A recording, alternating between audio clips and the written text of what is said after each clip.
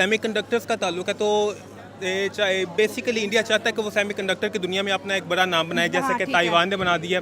India जो है उसकी तरक्की का राज ही यही है कि वहाँ पे इक्वालिटी है, रूल ऑफ लॉ है, सुपरमेसी है हर चीज़ की। वहाँ पे लोगों को बाकायदा हकूक मिल रहे हैं और भारत के लोगों को एतबार के लिहाज से उनको काम भी दिया जाता है, उनके ऊपर लोग ट्रस्ट भी करते हैं, पाकिस्तानी पे ट्रस्ट नहीं करते। सर, ये इंडियन या हिंदू ट्रस्ट के काबिल क्यों बन गया? वो चांद पे कदम रखा है, उसके अलावा वर्ल्ड कप चैंपियन है, उसके अलावा उनकी इकॉनमी दिन ब दिन ऊपर जा रही है। उनकी अगर आप देखें उनकी आबादी के हवाले से भी आप देखें तो अरब से ऊपर उनकी आबादी है। पाकिस्तान का उनका 5वां हिस्सा बनता है। आप उनको कैसे डिफीट कर सकते हैं? वो तो आपसे कम से कम 200 साल आगे हैं। इसलिए मैं नहीं समझता कि इन हालात में पाकिस्तान जो है कि उनको टक्कर दे सके। अभी तक पाकिस्तान के जो हालात हैं वो इस हालत में नहीं है कि वो इंडिया को डिफीट कर सकें।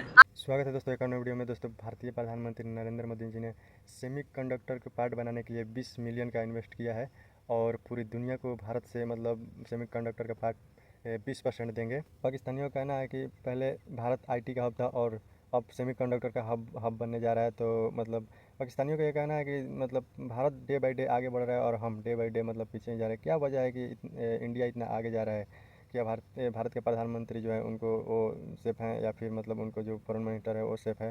तो इसी पर बातें कर रहे हैं पाकिस्तानी। चलिए आगे बढ़ते हैं। और जहाँ तक सेमीकंडक्टर्स का ताल्लुक है तो चाहे बेसिकली इंडिया चाहता है कि वो सेमीकंडक्टर की दुनिया में अपना एक बड़ा नाम बनाए, जैसे कि ताइवान ने बना दिया। क्योंकि कहा जाता है कि जो फ्यूचर है, खासतौर पर आईटी इंडस्ट्री अगर हम देखते हैं तो इंडिया ने काफ़ी ज़्यादा डेवलप कर लिया और ख़ास तौर पर साउथर्न इंडिया में जब हम आते हैं जिसमें बेंगलोर वगैरह है, वो सिलिकॉन वैली ऑफ इंडिया बन चुके हैं।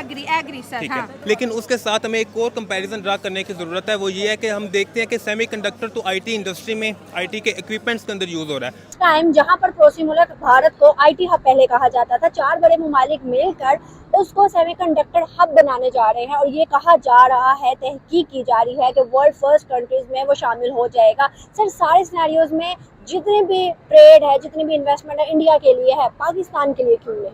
कहाँ है पाकिस्तान? सारी बात है, जहाँ पे मुल्क कोई डेवलप्ड होगा लोग उसी के साथ तजारत करेंगे, उसी के साथ एग्रीमेंट्स होंगे, उन्हीं के साथ देखें जो ट्रीटीज़ है वो पूरी होंगी और उन पे बिलीव होगा कि जिस कंट्री के साथ आप देखें कि जिस कंट्री के साथ कोई माहिदा ऐसा है जो जिसकी माशियत स्ट्रॉन्ग है, उनको डर नहीं होगा कि ये कल को नुकसान होगा। और हमारा कंट्री जो है वो इस वजह से बहुत पीछे है कि अभी हम 76 सालों में कोई तरक्की नहीं कर सके। हम पीछे ही हैं, बहुत पीछे हैं।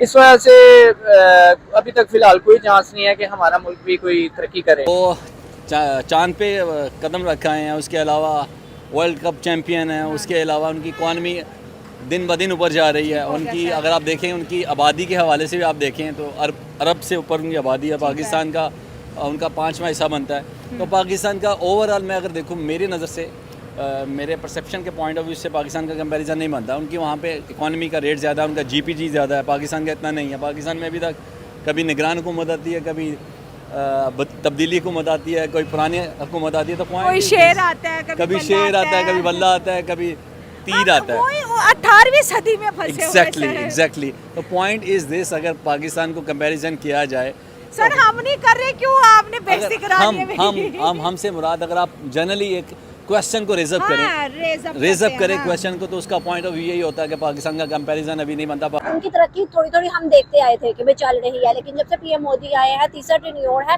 वर्ल्ड के अंदर इंडिया को इतना जाना जा रहा है, इतना जाना जा रहा है कि हर दूसरे मुल्क के मुंह पे इंडियंस का नाम है कि भाई हमें इंडियंस चाहिए, हमें इंडियंस लेबर चाहिए, हमें इंडियन आईटी के स्टूडेंट चाहिए। सर, क्या वजूहात है कि ये 3 टेन्योर जो है वर्ल्ड के ऊपर, स्पेशली पाकिस्तान के ऊपर भारी पड़ रहे हैं? उसकी वजह ये कि हमारे जितने भी पढ़े लिखे नौजवान हैं, जो यहाँ की एजुकेशन है, जिसको हम करीम कह सकते हैं, वो यहाँ से पाकिस्तान छोड़ के बाकी जो यूरोपियन कंट्रीज़ है और जो डेवलप्ड कंट्री है, आप उसमें दुबई भी शामिल कर लें, वो वहाँ पे चले गए हैं।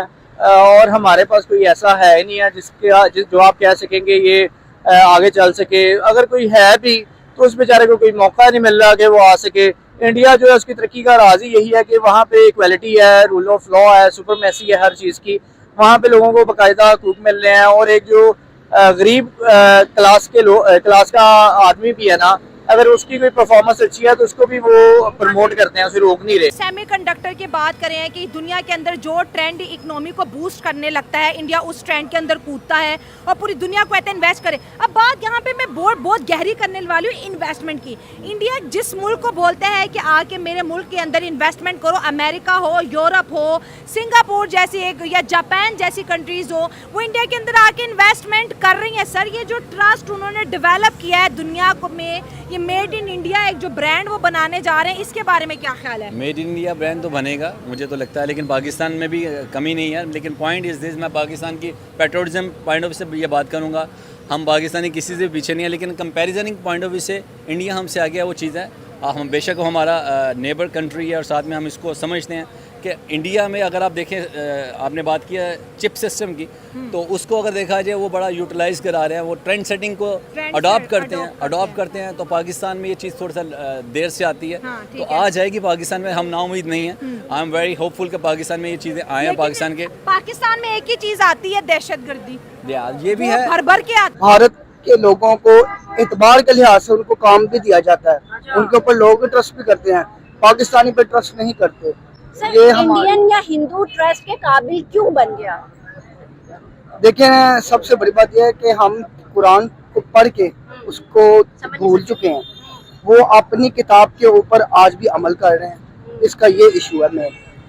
हम लोग मुसलमान सिर्फ नाम के रह चुके हैं, बाकी काम हमारे नहीं है, क्योंकि अल्लाह हमसे नाराज है और इसकी यही वजूहत है। अच्छा, फिर जब अल्लाह का अज़ाब आता तो हम कहते हैं ये इंडियन लॉबी थी, ये यहूदी लॉबी थी, ये काफिर लॉबी थी, हमारे यहाँ पर इलेक्ट्रिसिटी महंगी हो गई, हमारे यहाँ ये हो गया, हमारे यहाँ वो हो गया, सैलाब आ गया। तो मतलब हम अज़ाब को भी समझ नहीं पा रहे कि अल्लाह ताला किस तरह से हमें अपनी तरफ माइल करना चाहते हैं। उसकी एक रीज़न है ना, वो उनको अपने आप पे बिलीव है पूरा, ठीक है, वो लोग यूनिटी है उनके अंदर, बड़ी तगड़ी यूनिटी है। आप मध्य प्रदेश से उठें और आप साउथ इंडिया चले जाएं, वहाँ से उठें और आप ईस्ट इंडिया चले जाएं, या आप चल जाएं नॉर्थ इंडिया में, पंजाब में, वो जिससे भी बात करेंगे वो आपको यही बोलेगा मैं इंडियन हूँ। स्पेसिफिकली कुछ हैं लोग जो कहते हैं हम पंजाबी हैं पंजाब में, लेकिन जब भी बात होगी वो as a Indian. Nation first मतलब ठीक हो गया, सही। जब आप यूनिटी आपके अंदर होती है और आप यूनाइटेड होते हैं ना, तो फिर आपका एक एक बंदा जो काम कर रहा होता है ना, वो पूरे मुल्क के लिए काम कर रहा होता है। आप इसकी एग्जांपल मैं आपको ये दे सकता हूँ कि आप फॉरेन कंट्रीज़ में, पाकिस्तानी भी जाते हैं लोग, दूसरे भी जाते हैं, कोई इंडियन कहीं पे जॉब कर रहा है ना, तो उसने कोशिश करनी है कि बाकी इंडियन कोई भी उसके पास आ गया ना, उसको कैसे भी करके उसको उस जॉब पे करवाएगा और वहाँ पे बिजनेस सेटअप करवाएगा। लेकिन अगर आप कंपैरिजन की बात करें तो हम लोग बहुत पीछे हैं। हम लोग तो टांगे खींचते हैं अपने, आपके ऑफिस में लोग ऐसे होंगे, आपकी वर्क प्लेस पे ऐसे बंदे होंगे जो कभी भी आपको आगे बढ़ना नहीं। हमारी फील्ड के अंदर ऐसे बहुत से हैं, और अब तो ये पूरी दुनिया को बात पता चल गया ना पाकिस्तानी किस नेचर के। हम कहते हैं कि पीएम मोदी जो है कट्टर हिंदू है, कट्टर मजहब परस्त है, लेकिन अगर हम इसका दूसरा पहलू देखें तो उसने अपने मजहब में ही वर्ल्ड के अंदर मंदिर बनाना शुरू करवा दिए। अपने मजहब से ही उसने वर्ल्ड के अंदर हिंदू कल्चर को कितना प्रमोट कर दिया। आप बात करें जब से जी पीएम मोदी आया इनका, अपार्ट फ्रॉम मुस्लिम उनकी जो दुश्मनी है, लेकिन अगर आप बात देखें ना तो बंदा तो है यार, बंदा तगड़ा है, जाता है बात करता है। आपका प्राइम मिनिस्टर जाता है कहता है वो भाईजान हमें मेहनत कर मेहरबानी कर दें हमारे पे, हमें वो दे दें जी, वो भीख दे दें। ये तो खैर मजाक था, लेकिन जो सीरियसली अभी परसों हुआ है, रशियन प्रेसिडेंट के साथ मुलाकात है, मैं देख के हैरान हो गया और मुझे हंसी भी आई और शर्मिंदगी इस लेवल की हुई कि वो बंदा एक प्राइम मिनिस्टर एक कंट्री का, और फॉरेन मिनिस्टर से जाके हाथ सॉरी ना फॉरेन मिनिस्टर कहाँ था वो, कौन था? ही वाज अ कैमरामैन, उसको ये लगा ये कोई जर्नल है। और पुतिन साहब का हाथ हवा में ही रह गया ना। पुतिन अच्छा आदमी है, जो अच्छे बंदे हैं वो तगड़े हैं, वो कहाँ से निकालते हैं अपने मुल्क को और कहाँ तक लेके जाते हैं, आपके सामने एग्जांपल्स पड़ी हुई हैं।